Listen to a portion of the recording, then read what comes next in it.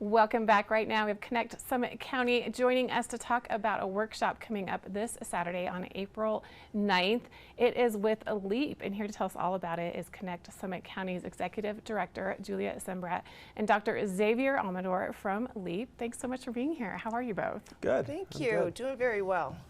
I'm very excited to hear that you're bringing this LEAP method training back. I know Dr. Amador was here a few years ago. This is an incredible opportunity. Julya, let's start with you. Tell me a little bit more about what we need to know specifically about the workshop. Well, it is Saturday, April 9th. Starts at 10, will end at 3, and it's at the Park City Hospital in the Blair Education Center. We are so excited to have Dr. Amador speak and train us in person, live and in person. Not virtual, right? Right, although it is a hybrid event, so if you can't make it in person, you can join us on Zoom. And if you would like to sign up, and we encourage everybody to sign up, it's going to be a packed house, we think. You could go to connectsummitcounty.org and scroll down just a little bit, and you'll see our April 9th calendar invite, RSVP there, and we'll send you the link. Connect Summit County, in case viewers don't know, it's an organization that supports mental health here in our local area and beyond. And this workshop is exactly that. It's an incredible opportunity to learn more about how to communicate with individuals that struggle with mental illness. Dr. Amador, tell me a little more about the LEAP method and how it came to be. Well, let me just add to what you just said. It's not just about helping people with mental health problems. It's about helping their families and mental health professionals who are trying to get them into treatment, engage them in treatment. So a lot of times when people have mental health problems, there is a statement I've heard countless times in my career, and I heard it from my brother who suffered from schizophrenia many years ago, which is, I'm not sick, I don't need help. You're the crazy one, not me. I hate that word, but I've been accused of that. And the LEAP method is really about engaging people in a conversation, in a relationship that leads to treatment. And the LEAP method is actually relevant for people who don't have mental health problems. It's for anybody who's butting heads. So it could be your partner, your spouse, your teen. We were just talking about our teenagers before we went on the air. I use it with my 18-year-old all the time. Yes, me too. It's really about getting through impasses. But its main focus, and what we'll be doing on April 9th, is engaging people who don't understand they have mental illness, engaging them with us, engaging them with the mental health services, and ultimately in treatment.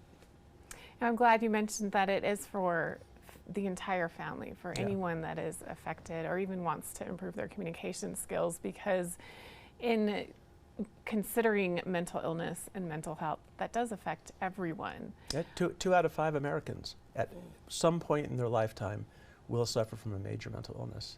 Gosh, 2 out of 5. I didn't realize it was that high. And it affects everyone around them. We all know someone, yeah. We absolutely do. I know you have a very long history with psychology in the mental health field.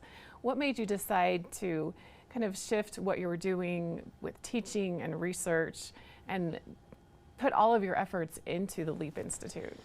I was a professor at Columbia University in New York. I'm now an adjunct down at the U of U here in I was going to say in Park City, but it's in Salt Lake. And so I was in an academic career, clinical career, working in hospitals, working in private practice. And my brother Henry became ill with schizophrenia. And we were very, very close growing up. I mean, we were best friends. And when he became ill, he was obviously not well. We all saw that he was hearing voices, he was having delusions, bizarre ideas. And I thought, I'll talk to him and he'll get help. And he was the first person that I've ever heard say, I'm not sick, I don't need help, which was shocking. I was like, well, of course you're not well. Lots of other things had changed in his life. And that's what really got me interested. So I was already a clinical researcher, doing genetic research actually, but shifted entirely my focus in my research career on studying this problem, and I think more important, how to help someone accept help, even though they don't believe they need it. When I first heard about your method and what LEAP is all about, it did remind me of when my family first started struggling with mental health with one of my kids, and how I did say all the wrong things, but trying to do everything right. Yeah, I actually did everything Me too. wrong. I did all the wrong things. I kept trying to educate him, trying to show him, trying to win on the strength of my argument instead of winning on the strength of my relationship. And it's a big shift from teaching and educating and trying to convince to listening, empathizing with the person. That's what LEAP stands for: listen, empathize, look for areas where you agree, and then partner on those areas. We're never going to agree on whether the person is mentally ill or not because of the nature of this symptom. It's actually a symptom of the illness that renders the person unable to see they're ill.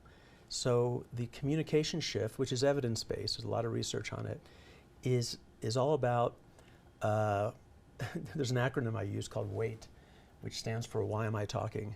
If well, I know why I'm talking right now, but when I'm talking with somebody and I say you're sick, you need help, and they say I'm not, and and worse, F you. I mean, I've heard some pretty angry responses to my common sense approaches to trying to get the person help. It's time to ask myself, why am I talking? Just stop and listen, ask the person, well, what do you need? And empathize, and even if it's delusional, even if it's about the CIA, well, tell me about the CIA. What's going on with the CIA? You don't pretend you believe them, but you listen and embrace their experience and befriend the person instead of trying to teach the person. It makes so much sense, but it is a flip in how we think about things. And Julia, how important are events like this, workshops, having individuals like Dr. Amador willing to come here and teach our community and connect Summit County's entire mission? Oh, it's critical. Part of our mission, aside from, trying to destigmatize our conversations around mental health, is educating our community. So we are so honored to have Dr. Amador come and speak and have this level of training and knowledge and personal experience shared with our community. And again, at Park City Hospital, just right in our community. So it is, it's key. We're learning so much more about mental health, and people are becoming more receptive to conversations. So, we can shift our thinking and really open up lines of communication and educate one another. It's always changing. The field always has new treatments and new approaches. So it's really important, needless to say. And I'm so grateful we're talking about it more as a society, as a community, that we're coming together. Exactly. Dr. Amador, we're almost out of time, but if someone is thinking about coming to this workshop on the 9th, whether in person or virtually, and they're wondering, is this really for me or not, how would you answer that? If you care about somebody who has a mental health problem and they're not accepting your advice and not getting treatment, you definitely want to come. If you're having arguments a lot with loved ones, this would benefit you. It's 5 hours. It goes really fast because there's a lot of role playing and skill building. So it's not just me being a talking head and talking about research. It's also about engagement and interaction and role plays. And where can we find out more about the LEAP method and about you, your books, all the things? Well, HACenter.org. HA stands for Henry Amador. It's named after my brother. Center.org.